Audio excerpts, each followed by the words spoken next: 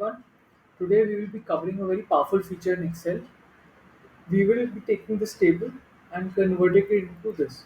So here we have a table where we have multiple products per company, and we want to do analysis where we can extract every product and see the number of stores where it's being sold and the total sales.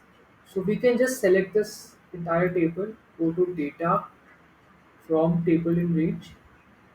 It will open a query tab. Okay. Now we actually have all these products, the entire table here.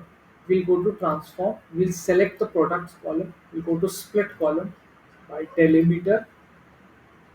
We will choose a semicolon because if you see there is a semicolon between each of these products.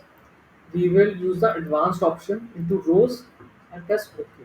So here it is giving us, it has split the rows into multiple rows. So we have now single line items per row.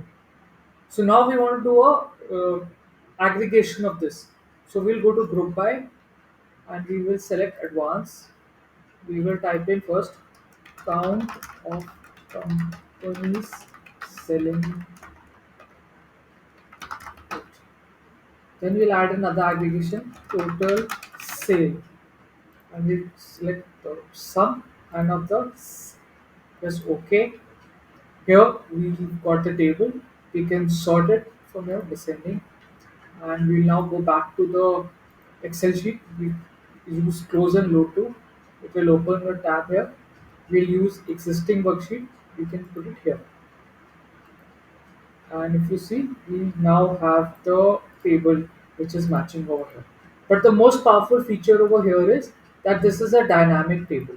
So in case I add, you know, golf kits over here, golf kits, and if we go to data and refresh all, you will see that golf kits will become two. So if you see golf kits has become two over here. So hope you like the video. Thank you for watching.